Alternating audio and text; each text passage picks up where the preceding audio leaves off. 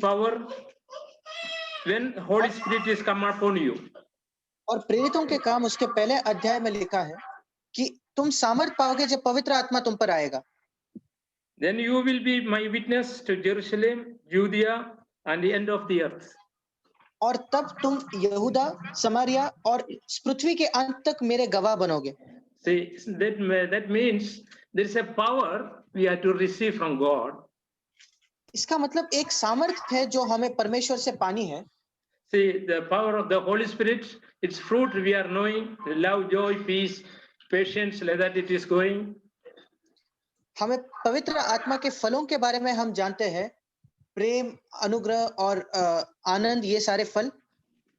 So this all it is the fruit from the Lord, and that is out of the power of God. और ये परमेश्वर से हमें मिलने वाला फल है. Because even in my life, I found a certain area, the power of God is missing. क्योंकि मैंने मेरे जीवन में भी पाया कि ऐसे कई क्षेत्र है जहां परमेश्वर की सामर्थ नहीं मिल रही. So today, particularly, I want to bring that subject, the self-control, the last fruit. The fruits given, the last word is self-control. और जो परमेश्वर पवित्र आत्मा के जो दान है, उसका जो आखिरी दान लिखा है वो है संयम. मैं उसके विषय में कुछ बांटना चाहता हूँ. Let us not as a message you are receiving, let us study this one. Even I will give some reference. Even it is as a homework you have to study in our own house. और मैं कुछ वचन दूंगा और आप इसको एक homework की तरह अपने घर पे इसको पढ़ सकते हो. Then we can understand many things in our life. और फिर हम अपने जीवन में कई बातों को समझ पाएंगे. See, where we are failure, where we are stumbled, and these all things, we can, Holy Spirit will make it to understand. और कहाँ हम कम पड़ रहे हैं, कहाँ हम असफल होते हैं, इन बातों में पवित्र आत्मा हमें समझ देगा. See, this word, it is many people remained in the New Testament, even Paul, Peter, even other Paul in other his letters to Titus and all. It is reminding us this word. Then only we can understand. We need self-control. और नए नियम में कई जगह हम देखते हैं कि पौलुस भी जब तीतुस को लिखता है तब इस संयम के बारे में वो बार-बार जिक्र करता है और हम देखेंगे कि इसका महत्व कितना है. See, it is not for particular people. Maybe we'll think that maybe young people or youths, but it is given in Titus chapter 2, old men, old women. Okay. और हम शायद सोचते होंगे कि ये जवान भाइयों के लिए, जवान बहनों के लिए सिर्फ ये संयम की जरूरत है, पर हम देखेंगे तीतुस के पत्री के दूसरे अध्याय में पौलुस इसको वृद्ध लोगों के लिए, बड़े भाइयों के लिए और जो बुजुर्ग लोग हैं उनके लिए तक कह रहा है. See, the first, Titus chapter 2, verse 2, 3, 4, 5, 6. When you read, we can understand it is old men, old women, and young men, young women. So then, like that it is going. और अगर हम तीतुस की पत्री उसका दूसरा अध्याय और 2 से लेकर 6 वचन तक अगर हम पढ़ेंगे तो वहां हम बूढ़े पुरुष, बूढ़े स्त्रियां, जवान पुरुष और जवान स्त्रियों के लिए इन सारे बातों के लिए हम पढ़ते हैं. See, that complete chapter is very, very effective in our life because it's a reminder, it is a warning, it is a correction, but the Holy Spirit will reveal the truth in our life. और ये पूरा अध्याय बहुत ही ज्यादा सहायता करने वाली है. ये हमें एक याद देने के लिए, हमारे जीवन में सुधार करने के लिए और पवित्र आत्मा इस भाग से हमसे बात कर सकता है. See, I told up to 6 only, 7, 8, 9, 10, 11 and 12 I just read. For the grace of God has appeared, bringing salvation to all men, instructing us deny ungodliness, worldly desires, and to live sensibly, righteously, godly in the present age. और मैं 11 और 12 वचन पढ़ता हूँ. तीतुस 2, 11, 12. क्योंकि परमेश्वर का वो अनुग्रह प्रकट है जो सब मनुष्यों के उद्धार का कारण है और हमें चेतावनी देता है कि हम अभक्ति और सांसारिक अभिलाषाओं से मन फेरकर इस युग में संयम और धर्म और भक्ति से जीवन बिताएं। See here, soberly or sensibly. So these all things, there is a warning in our life. There can be mistake in our life. और यहाँ पौलुस फिर एक बार कह रहा है कि हमें संयम से जीना है, मतलब ये एक क्षेत्र है जहां हमारे जीवन में एक गलती हो सकती है। See here, verse 11, it says, the grace of God has appeared, bringing salvation to all men. That means Jesus is the grace of God appeared. That means Jesus only he was full of grace. और यहाँ 11वें वचन में लिखा है कि परमेश्वर का वो अनुग्रह प्रकट है जो सब मनुष्यों के उद्धार का कारण है। इसका मतलब यीशु मसीह जो आया वो पूरी तरीके से अनुग्रह से भरा हुआ है। So he has appeared and bringing salvation to all. वो प्रकट हुआ है और वो सबके लिए उद्धार का कारण बन रहा है। Then instructing us and deny ungodliness, worldly desires, to live sensibly, righteously, godly in the present age. और वो हमें चेतावनी देता है कि हमें अभक्ति और सांसारिक अभिलाषाओं से मन फेरकर इस युग में संयम और धर्म और भक्ति से जीवन बिताना है। So that also we can see a self-control in our life. It is very much we have to maintain. और हम यहाँ देखते हैं कि हमारे जीवन में संयम की बहुत ज्यादा जरूरत या आवश्यकता है। We know very well that in our life we are going out of our control, self-control. हम भली भांति जानते हैं उस क्षेत्र को जहां हम अपने जीवन में संयम खो बैठते हैं। Even our family life itself, with the relation with husband and wife, with the children, even in other places, we are getting getting offended, or many mistakes we are committing. और हमारे पारिवारिक जीवन में पति पत्नी के रिश्ते में या माता पिता और बच्चों के रिश्ते में और बाकी भी कई क्षेत्र में हम देखते हैं कि हम कितनी आसानी से बुरा मानते हैं। We are going out of control. हम संयम से बाहर हो जाते हैं। Then that means we are not having the Holy Spirit the power to self-control. इसका मतलब पवित्र आत्मा के द्वारा जो सामर्थ हमें मिलती है संयम की, वो हमारे पास नहीं है। Yeah, I am talking if it is happening in my life even. I am not talking about you. और मैं आप लोगों के बारे में नहीं बात कर रहा, ये मेरे जीवन में भी होता है। See, even Paul, many places it is written. I just want to go through this one.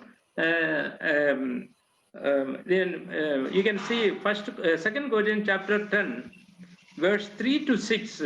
Though we walk in the flesh, we do not war according to the flesh.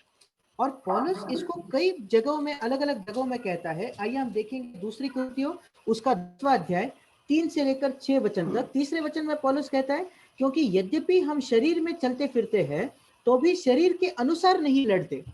So there though we are walking in the flesh, we are not walk according to the flesh. और यहाँ यद्यपि हम शरीर में चलते फिरते हैं तो भी शरीर के अनुसार नहीं लड़ते। And then after that it is verse 4, in the weapon of our warfare are not the flesh, but the divinely powerful for the destruction of fortresses. और चौथे वचन में लिखा है, क्योंकि हमारी लड़ाई के हथियार शारीरिक नहीं पर गढ़ों को ढा देने के लिए परमेश्वर के द्वारा सामर्थी है। See, that means a power that it can break the fortresses. इसका मतलब एक ऐसी सामर्थ जो गढ़ों को तक ढा दे सकेगी। Then verse 5, we are destroying the speculation and every lofty things raise up against the knowledge of God.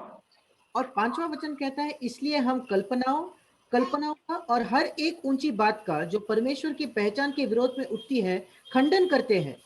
So against the knowledge of God, what are the things coming? And rest further wait, we are taking every thought captive in the obedience of Christ. Praise the Lord. और उसके आगे लिखा है, और हर एक भावना को कैद करके मसीह का आज्ञाकारी बना देते हैं। See, that is a very important thing. That means fortresses are there. That every lofty things, it is beyond our control even. And how we can by the power इसका मतलब full of self-control. हमारे जीवन में ऐसे गढ़ है, ऐसी ऊंची बातें हैं जिनको ढाना या जिनको गिराना बहुत जरूरी है। हम इसको कैसे कर सकते हैं? सामर्थ्य से, संयम की सामर्थ्य के द्वारा। So the further it is telling verse 6, and we are ready to punish all disobedience whenever your obedience is complete. और छठे वचन में लिखा है, और तैयार रहते हैं कि जब तुम्हारा आज्ञा पालन पूरा हो जाए तो हर एक प्रकार के आज्ञा उल्लंघन को दंडित करे। So what is the meaning in these 3 verses? फिर इन 2-3 वचनों का क्या अर्थ है? And that means we have to control our body to the obedience of Christ. इसका मतलब हमें अपने शरीर पर इस प्रकार नियंत्रण करना है ताकि हम यीशु मसीह के आज्ञाकारी बने। So for that we need power. और इसके लिए हमें सामर्थ्य की आवश्यकता है। So that's why it is before it is written, so divinely powerful of destruction of fortresses. और इसलिए लिखा है कि हमारे जो हथियार है वो गढ़ों को ढा देने के लिए परमेश्वर के द्वारा सामर्थी है। We thank God, God has given the Holy Spirit in that this is existing. और हम परमेश्वर को धन्यवाद देते हैं कि उसने हमें पवित्र आत्मा को दिया है जिसके अंदर ये सामर्थ्य है। See, like that, in our life, so many verses are, I found, Monday, brother Abu has told me to share from the word. Then I was searching what I had to speak. और ऐसे मैंने कई वचनों को पाया। जब भाई आबू ने मुझसे बताया कि मुझे बांटना है तो मैंने इसी प्रकार से कई वचनों को देखा। See, then God has given these words to me. It is a very good lesson to me even, because where I am lacking, that is God is reminding in my life. और फिर परमेश्वर ने मुझे इन वचनों को, इस बात को प्रकट किया जो मेरे लिए भी बहुत सहायता करती है, क्योंकि परमेश्वर मुझे उन क्षेत्रों को दिखाता है जहां मेरी कमी है। So that's why I'm very gladly I can share my problems, my difficulty, my failures, my weakness to share to others. और इसलिए बहुत खुशी खुशी से मैं मेरी निर्बलताओं को, मेरी असफलताओं को, मेरी समस्याओं को बांट सकता हूं दूसरों के साथ। So it is not some message I heard and from there I am not sharing. और ये ऐसा नहीं कि मैंने कोई संदेश सुना हो और उसमें से मैं बांट रहा हूं। So okay, in now we can see Jesus Christ himself. Yes, Matthew chapter. This all we are not going to read. We are knowing this one. Just I told initially, we will have a Bible study. We will have homework at home. We can go through that one. Okay, Matthew chapter 15, verse 18 to 20. You can read.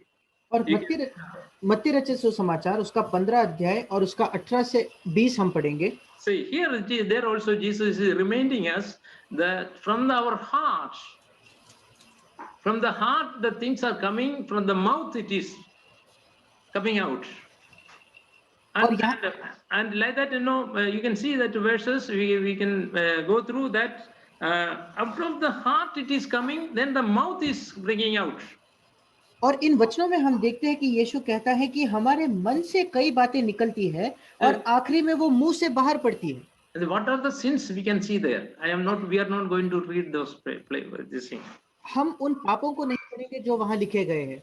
But please note it, and after that you can read it also. Okay. Then further it is coming. Peter, in Second Peter, First Peter chapter 3 verse 15 is sanctify Jesus Christ in your hearts. We can read that portion.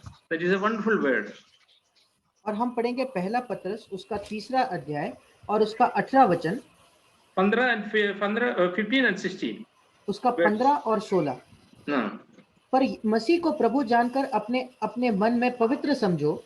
जो कोई तुमसे तुम्हारी आशा के विषय में कुछ पूछे उसे उत्तर देने के लिए सर्वदा तैयार रहो, पर नम्रता और भय के साथ, और विवेक भी शुद्ध रखो, इसलिए कि जिन बातों के विषय में तुम्हारी बदनामी होती है उनके विषय में वे जो मसीह में तुम्हारे अच्छे चाल चलन का अपमान करते हैं लज्जित हो। See, we can make our opponents or anybody is coming against to talk about our faith, we can shame them. Provided we have to sanctify the Lord Jesus Christ in our hearts. जो लोग हमारे विरोधी हैं या हमारे खिलाफ आते हैं, हम उनको भी लज्जित कर सकते हैं, पर यह केवल तभी संभव है जब हम अपने मनों में मसीह को प्रभु जानकर पवित्र समझे। See, many things we know, but without knowledge, we are sharing to many people, but that argument or whatever the things, we cannot succeed it. कई बातें हम लोगों से बांटते हैं जो सिर्फ हमारे लिए एक ज्ञान के समान है, और उस वजह से हम सफल नहीं होते। But we sanctify God in our heart. That means that God, Christ in our hearts. From there, the things are coming out. That is very pure things. पर हम मसीह को अपने मन में प्रभु जानकर पवित्र समझते हैं, इसका मतलब हमारे हृदय से जो चीजें बाहर आती है, फिर वो पवित्र चीजें आती है। Any opponents come to us, any challenges come to us, any rival things come to us, we can make them ashamed.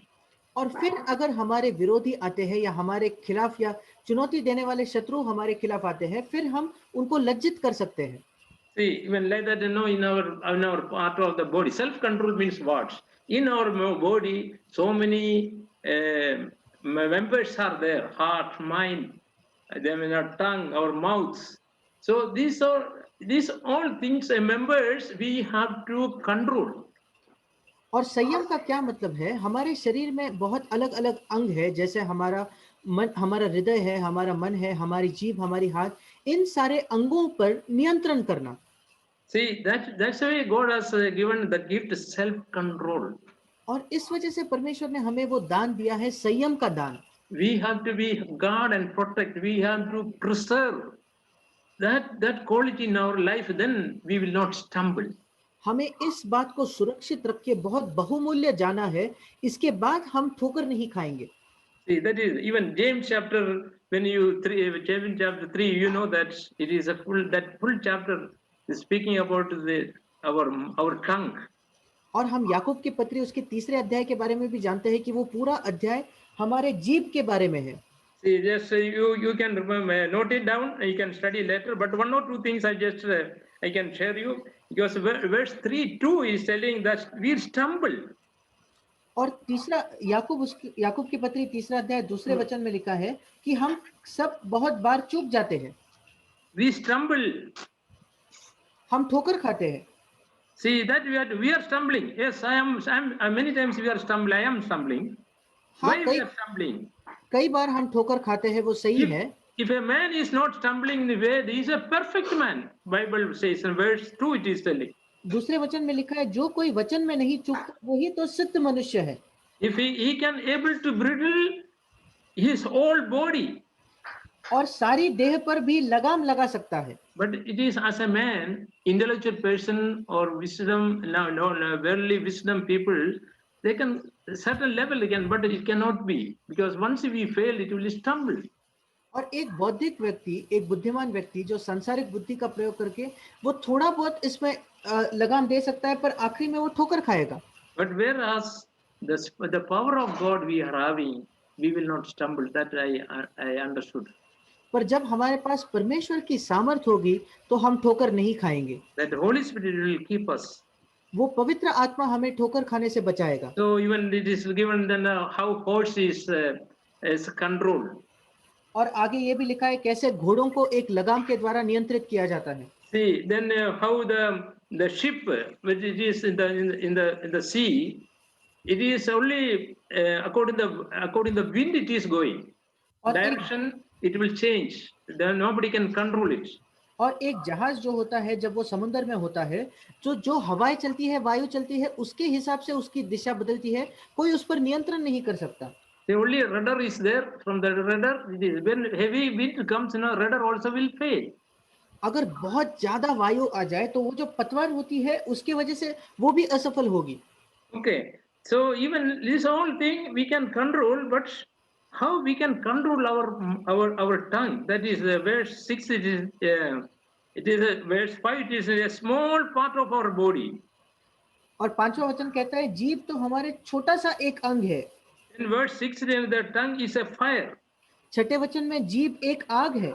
If one fire comes, the complete thing will get burnt. एक बार आग आ जाती है तो सारी चीजों को जला देती है। See, you please read this whole thing. Just I am reminding these verses. Verse 8 then, but no one can tame the tongue. 8वां वचन कहता है, पर जीभ को मनुष्यों में से कोई वश में नहीं कर सकता। It is a restless evil, वो एक ऐसी बला है जो कभी रुकती ही नहीं। full of deadly poison. वो प्राणनाशक विष से भरी हुई है। We understand that a small part of our body that is in our inside our mouth. हम देखते हैं कि हमारे शरीर में एक छोटा सा अंग है जो हमारे मुंह के अंदर होता है। That mouth, that tongue, we cannot control. उस जीभ पर हम नियंत्रण नहीं कर सकते। Then who can control? फिर कौन उस पर नियंत्रण कर सकता है? Only the God can control. सिर्फ परमेश्वर उसको नियंत्रित कर सकता So है। what we have to say that we have to control our tongue. Only God, we have to believe that one to God, and that He will give the strength, power to us, and that power we can speak anything. इसका मतलब परमेश्वर हमें वो सामर्थ दे सकता है, केवल परमेश्वर ही हमें सामर्थ देगा, बल देगा, जिससे हम अपने जीभ पर लगाम लगा सकेंगे। So in all these verses, in all this we have seen, we need the self-control power, that is the power of the Holy Spirit in our life. और इन सारे वचनों में हम देखते हैं कि हमें एक संयम के सामर्थ की आवश्यकता है, जो पवित्र आत्मा की सामर्थ हमारे जीवन में है। So let that so many verses are there. I am not able to even pure. Paul is telling in Ephesians chapter 4, and many places it is written. और ऐसे कई वचन है, इफिसियों के 4 में भी पौलुस इसी को कहता है। See, I am not even this limited time. We cannot go through complete, but just and finally, I am in the conclusion. I have to say that we are very much careful about our every even our heart, mind, our tongue. These all things are defiling us. और अंत में यही कहना चाहता हूँ कि हमारा हृदय जो है, हमारे विचार, हमारी जीभ, ये सारी चीजें हमें भ्रष्ट करती है। Because of that, they are stumbling many places. और उसी वजह से हम कई जगहों में ठोकर खाते हैं। So that we need the power of God. और इसलिए हमको परमेश्वर की सामर्थ की जरूरत है। And especially this area, the power of God only can control. और इस क्षेत्र में सिर्फ परमेश्वर की सामर्थ है जो हमारी मदद कर सकता है। So that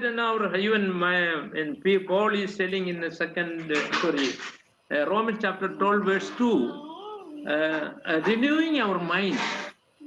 और पौलुस भी रोमियो 12:2 में कहता है, हमारे हृदय, हमारे मन के नए हो जाने से। See, there also one control is a renewing. और वहां भी एक संयम की जरूरत है कि हमारा मन नया होते जाता है। We have already seen the heart. What is the thing? Is heart filled with so many other things. हम देखते हैं कि हमारा हृदय कितनी दूसरी चीजों से भरा हुआ है। See, our mind, our heart, in our thought area also many unwanted things are in our thoughts life. मन, हमारे हृदय, हमारे विचारों में भी ऐसे कई जो बातों की जरूरत नहीं, उन बातों को हम सोचते हैं। So in all things, we need in our own self effort. We cannot help us. इन सारे बातों में हमारी खुद की जो यत्न या श्रम है, वो हमारी सहायता नहीं कर सकते। So that we need really we are to witness the Lord in every place, in our home, in our society, in the church, in every place. We need God's power. That is that is the power of the Holy Spirit. और हमारे घरों में, हमारे समाज में, हमारे कलीसिया में, सब जगह पर हमें परमेश्वर की सामर्थ की जरूरत है, जो है पवित्र आत्मा। That is fruitful. Many fruits are there. और उसके कई फल है। So that way we can have the self control. और इस प्रकार हम संयम को पा सकते हैं। Not only in this matter, I can say in a home, we consider our home itself in the relation, our relation with the husband and wife. और इतना ही नहीं, हमारे घरों में जो संबंध होते हैं, पति पत्नी का रिश्ता होता है, उसमें भी। The money management in the home. घर के जो पैसे के जो मामले हैं, उसमें। Material things occurring in our life. जो हम इस सांसारिक चीजों को, भौतिक चीजों को खरीदना चाहते हैं, उनके बारे में। In our relation with the opposite sexes. जो सामने वाले पुरुष और स्त्रियों के बीच के जो संबंध होते हैं, उनके बारे में। Even our eating and drinking. हमारे खाने पीने के बारे में भी, in our self life, हमारे स्वयं के जीवन के बारे में, even in our normal talk. There may हमारे in a normal talk there can be arguments also can come. और हम जो बातचीत करते हैं, आम बातचीत में भी हमारे विवाद हो सकते हैं। So in all area we have seen, we cannot have our own power in this matter. We need extra. The God has promised that power, that is a gift of God in our life. That is very essential in all this area. और इन सारे क्षेत्रों में हमने देखा कि हमारी सामर्थ्य बिल्कुल भी पर्याप्त नहीं है, बल्कि हमें परमेश्वर के सामर्थ्य की आवश्यकता है, जो परमेश्वर ने हमें जो देने का वायदा किया है पवित्र आत्मा के द्वारा, और जो हमारे इन सारे क्षेत्रों में हमारे लिए बहुत ज़्यादा ज़रूरी है।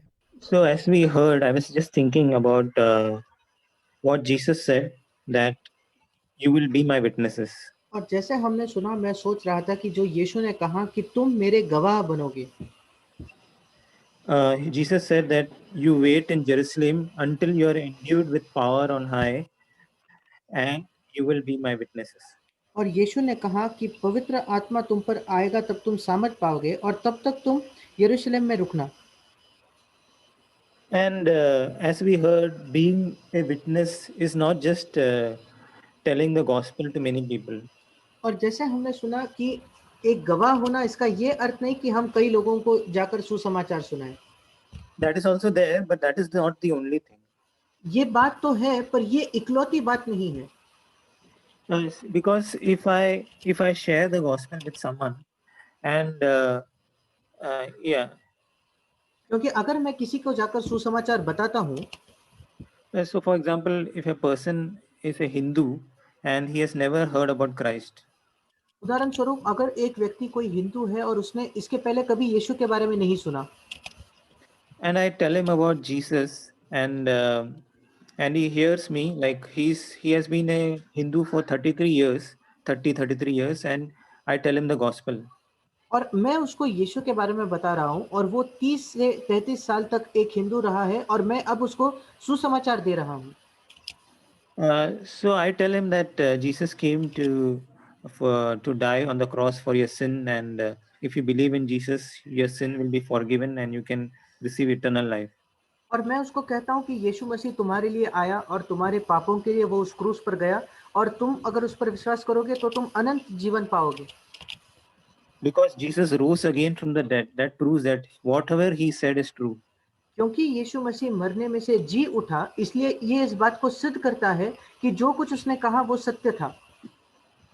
So he will ask me that can you tell me something in your life uh, which I can believe, so that which I can see, so that I can change something which I have been believing for last 35 years, and to pay all the cost to follow Jesus.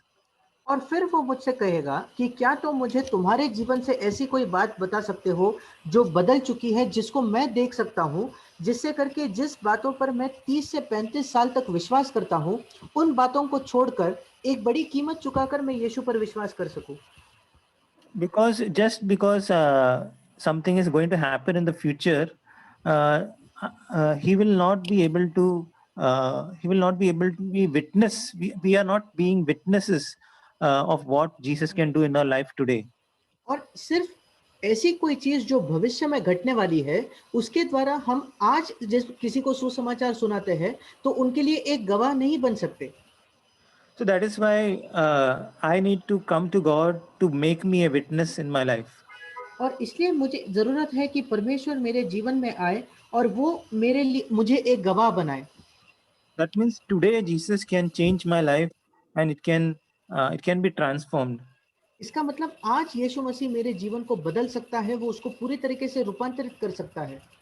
We heard about self-control, और हमने संयम के बारे में सुना, and we know the memory verse for this week is from Hebrews chapter 4 verse 1.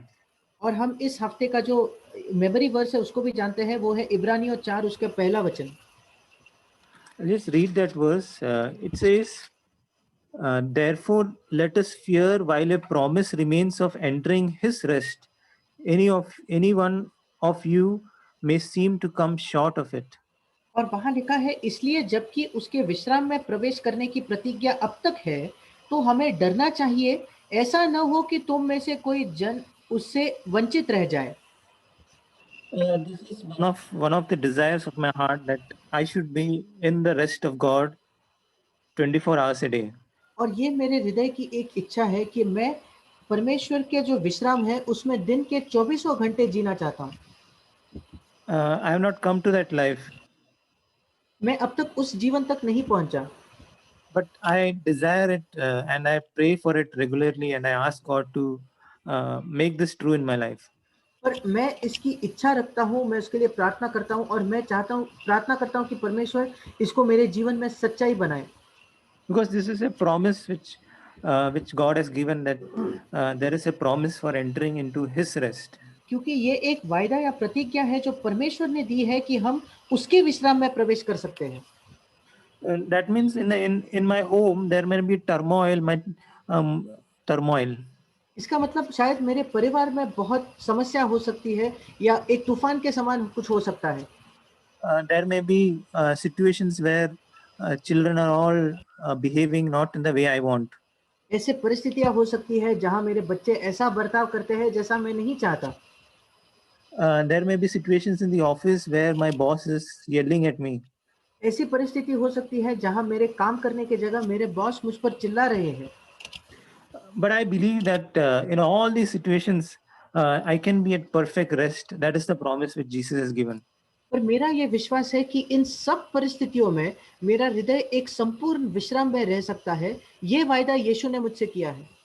So if my external circumstances uh, determine how I am, then there's no difference between a Christian and a non-Christian. अगर मैं कैसा हूं या मेरा बर्ताव मेरे बाहरी परिस्थितियों पर आधारित है, तो फिर मुझ में और एक गैर मसीही व्यक्ति में कोई फर्क नहीं रहता। Because a non-Christian or a person who doesn't know Christ, he also gets upset when something is not happening according to his plan, and I also get upset. Then there's no difference. क्योंकि अगर एक जो व्यक्ति मसीह पर विश्वास नहीं करता, वो भी बुरा मानता है या वो भी उसका विश्राम चले जाता है जब उसके मन के हिसाब से चीजें नहीं घटती, और मेरा भी विश्राम चले जाता है जब मेरे मन के हिसाब से चीजें नहीं घटती, तो उसमें और मुझ में कुछ अंतर नहीं रहता। And Jesus also gave this promise in Matthew, that come to me, all you labor and are heavy laden, I will give you rest. और यीशु मसीह ने भी हमें ये वायदा किया था कि हे सब परिश्रम करने वालों और बोझ से दबे हुए लोगों, मेरे पास आओ, मैं तुम्हें विश्राम दूंगा। So that is what we need to remember, that it is a promise. It's not a something which I manufacture it. और हमें ये बात भी याद रखना जरूरी है कि ये एक वायदा है, ये ऐसा कुछ नहीं जो मैं खुद अपने परिश्रम से उसको उत्पन्न कर सकता हूँ। In Isaiah 57, there is a verse which says, the wicked are like the tossed sea or the troubled sea. और यशायाह उसके 57 अध्याय में एक वचन है जहाँ लिखा है, परंतु दुष्ट तो लहराते हुए समुद्र के समान है। That means it's like my heart is always restless and continuously full of irritation and bitterness, and so it is a wicked heart. और इसका मतलब मेरा हृदय हर समय व्याकुल होता है और उसमें कटुता भरी है और उसमें और इसलिए वो दुष्ट हृदय है। But in Revelation we see that, that in Jerusalem the sea is like clear glass, पर हम प्रकाशित वाक्य में still पढ़ते हैं, glass. हम प्रकाशित वाक्य में पढ़ते हैं कि वहां जो समुंदर है वो एक कांच के समान है। Very still and never troubled. और वो कांच का सा एक समुद्र है जो बिल्कुल शांत है और वो कभी भी चिंतित नहीं है, कभी भी वहां तूफान नहीं है। So that is what I want God to do this work. और यही मैं चाहता हूं कि परमेश्वर ये मेरे जीवन में काम करे। That means in every day when I face situations, there's not a slightest kind of sin which is entering my heart. इसका मतलब हर दिन मेरे जीवन में जब अलग अलग परिस्थितियां आती है तो थोड़ा सा भी पाप मेरे हृदय में नहीं आता. I don't lose my peace at any situation. कोई भी परिस्थिति में मैं अपने शांति को खो नहीं बैठता. We know that this life is impossible. हम जानते हैं कि ऐसा जीवन असंभव है. That is why we have to come to Jesus and get his life in us. और इसलिए हमें यीशु के पास आकर उसका जीवन प्राप्त करना है हमारे अंदर. There's one word in Titus chapter 2 which we read about older men are to be temperate. और हमने एक वचन पढ़ा तीतुस उसके दूसरे अध्याय में जहां लिखा है कि बड़े पुरुष को संयमी होना है. Yeah, in Hindi it is Sanyami, but in English the word temperate means that I don't do anything in excess. और इंग्लिश में जो शब्द है उसका अर्थ ये है कि मैं कोई भी बात में कोई ज्यादा मात्रा में चीज को नहीं करता. So I know what is the limit and what I need to do with my time. और मैं जानता हूं कि मेरी सीमाएं क्या है और मेरे समय के साथ मुझको क्या करना है. I know how to manage my money and how I need to spend it. मैं जानता हूं कि मैं अपने पैसे का कैसे इस्तेमाल करूं और किस प्रकार उसको खर्च करूं. I know how to talk. That means I know how to talk in a way that I don't lose my grace. मैं जानता हूं कि मुझे किस प्रकार बात करना है एक ऐसे तरीके में जहां मैं अनुग्रह को नहीं खोता. And that all is not because I make a decision, but it is the life of Jesus that teaches us this.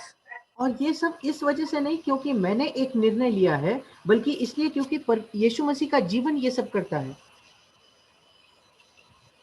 Likewise, it says in verse 3, older women should not be malicious gossips. और इसी प्रकार तीसरे वचन में लिखा है कि बूढ़ी स्त्रियों को हिंदी में लिखा है दोष लगाने वालों जैसा नहीं बनना है. So that is one habit which we can all get rid of, that we will not gossip about anyone. और ये एक आदत है जहां हम सबों को इस आदत से छुटकारा पाना है. वो है कि हम किसी के पीठ के पीछे गपशप नहीं करते, निंदा नहीं करते. Although it says about women, but we also men also can be gossipers. यद्यपि यहाँ स्त्रियों के विषय में लिखा है पर हम मनुष्य भी लोगों के पीछे गपशप करते हैं या ऐसे ही निंदा करते हैं. And then it says about young women to love their husbands, to love their children. और यहाँ जवान स्त्रियों के लिए लिखा है कि वे अपने पतियों और बच्चों से प्रीति रखें. So this is like taking care of the husband and children is one of the primary duty of a wife. और इसका मतलब पति और बच्चों की देखभाल करना ये एक पत्नी की एक प्राथमिक जिम्मेदारी है. It has to be sensible, pure workers at home. और संयमी प्रतिवता घर का कारोबार करने वाली होना है. Being subject to their own husbands. और अपने अपने पति के अधीन रहने वाले हो. So that the word of God will not be dishonored. ताकि परमेश्वर के वचन की निंदा न होने पाए. So I want to emphasize on that phrase which says, so that the word of God will not be dishonored. और मैं इस वाक्य पर जोर देना चाहता हूं जहां लिखा है ताकि परमेश्वर के वचन की निंदा न होने पाए. The same phrase is also repeated in verse 8 which says, the opponent will be put to shame having nothing bad to say about us. और ऐसा ही कुछ 8वें वचन में भी लिखा है जिससे विरोधी हम पर कोई दोष लगाने का अवसर न पाकर लज्जित हो. So our godly life is a witness for the people around us. इसका मतलब हमारा ईश्वरीय जीवन जो है वो हमारे आसपास के लोगों के लिए एक गवाही है. Yeah, if there is a man who's not temperate, is not dignified, he's not a witness for Christ. अगर ऐसा पुरुष है जो संयमी नहीं, गंभीर नहीं, जो अपनी सीमाओं को नहीं जानता, फिर वो यीशु मसीह का एक गवाह नहीं हो सकता. If there is a woman who is not a worker at home, is not loving her husband and children, not subject to her husband, then she cannot be a witness for Christ. अगर एक स्त्री है जो घर का कारोबार करना नहीं जानती, वो अपने पति और बच्चों से प्रेम नहीं रखती, अपने पति के अधीन नहीं रहती, फिर वो परमेश्वर की यीशु मसीह की गवाह नहीं हो सकती. If there is a young person who is not sound in speech, or he speaks very loosely, he cannot be a witness for Christ. अगर कोई जवान व्यक्ति है जो अपने उपदेश में या बात करने में अच्छे से बात नहीं कर सकता, अनुग्रह से बात नहीं कर सकता, तो वो यीशु मसीह का गवाह नहीं है। In the same way, in the office, it says to be well pleasing and not argumentative.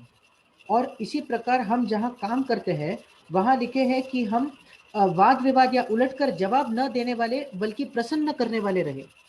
And then it says not pilfering. और फिर लिखा है चोरी चलाकी ना करे। Not pilfering, not just anything from the office, but not pilfering the time which is allotted to me.